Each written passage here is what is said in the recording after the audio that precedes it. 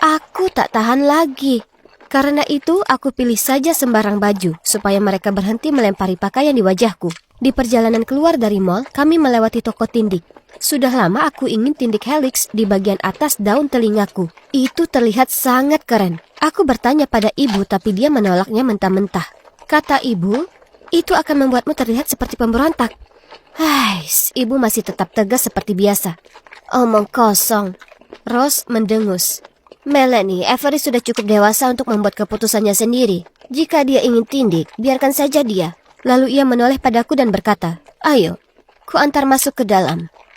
Ya Tuhan, aku tidak percaya ini. Aku melirik ke ibu, dan ia terlihat seperti akan meledak karena amarah. Tapi Rose ada benarnya. Demi apapun, aku sudah 16 tahun. Setelah 15 menit, aku dan Rose keluar.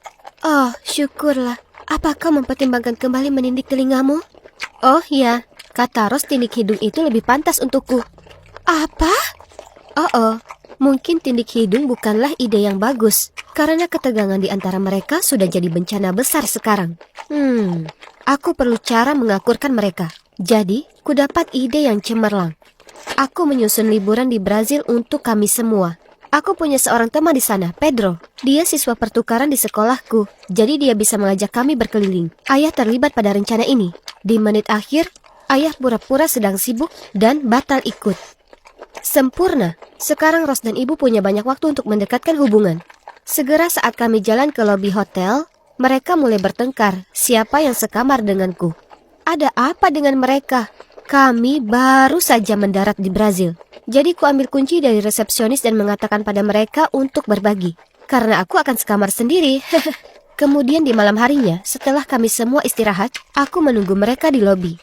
Ya ampun, apa yang membuat mereka lama sekali? Tiba-tiba kulihat dua wanita berjalan mendekat dan saling dorong satu sama lain. Ya Tuhan, itu Rose dan ibu. Aku berusaha tetap tenang dan berkata, Yesus, bisakah kalian berdua berhenti bertingkah seperti anak TK? Ibu mencibir. Begini, Rose ini menghabiskan waktu 45 menit untuk mandi, sementara aku perlu pakai kamar mandinya. Kau tahu betapa sensitifnya perutku. Rose memutar matanya.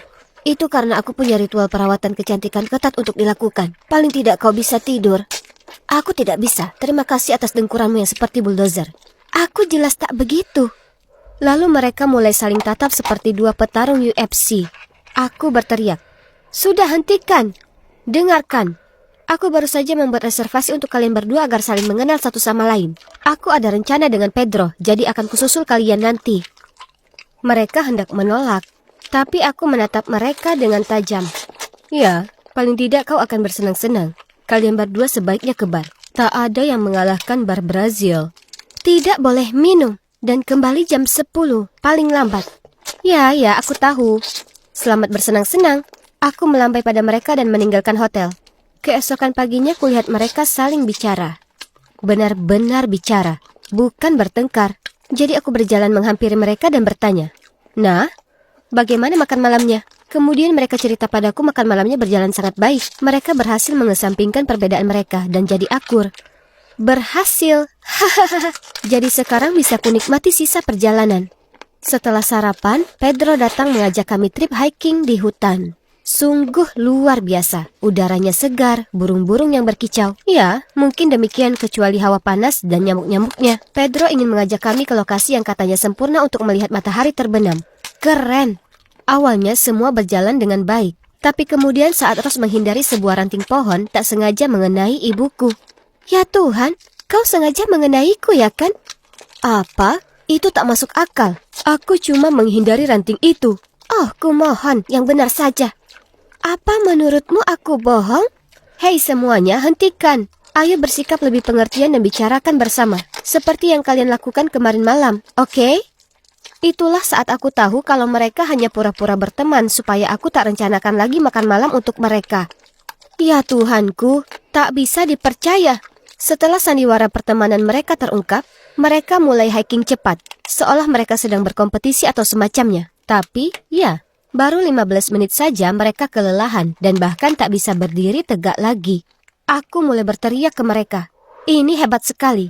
Perseteruan bodoh kalian merusak liburanku. Kemudian aku berjalan pergi menghindari mereka, tapi tentu saja tak terlalu jauh. Saat aku berjalan, aku berusaha memikirkan rencana lain untuk mendekatkan mereka. Kemudian aku sadar aku sudah berjalan terlalu jauh dari kelompok. Oke, Avery, jangan panik. Pedro sudah memberiku map hutan. Aku hanya perlu menuju tanda X itu. Itu kedengarannya mudah. Percayalah, itu tak mudah. Aku berjalan berjam-jam dan masih tak bisa menemukan titik itu. Oh tidak. Hari semakin gelap dan aku sangat kelelahan. Aku duduk di tanah dan tak bisa menahan tangisku. Aku hampir saja kehilangan harapan saat tiba-tiba ku dengar suara Rose dan ibuku. Oh hebat, aku tersesat dan masih bisa mendengar mereka bertengkar di kepalaku. Aku pasti kehilangan akal sehatku. Tapi tunggu, tiba-tiba mereka muncul dari belakang pepohonan. Itu sungguhan mereka. Aku tak percaya ini. Aku berlari ke dekapan mereka dan memeluk mereka sangat erat, lalu menangis seperti bayi. Sebelum kami pergi ke bandara untuk pulang ke rumah, Pedro datang berpamitan. Terima kasih atas perjalanan hikingnya dan juga untuk menjalankan rencanaku. Tak masalah, rencanamu benar-benar gila, tapi itu sungguh berhasil. Setelah kau menghilang, mereka benar-benar bekerja sama untuk menemukanmu. Mereka saling bantu satu sama lain saat yang satu tersandung atau kecapean, dan terus saling memotivasi. Pedro nyengir padaku, lalu melanjutkan. Aku juga panik saat tak melihatmu di titik pertemuan kita. Untung, aku masih bisa menemukanmu.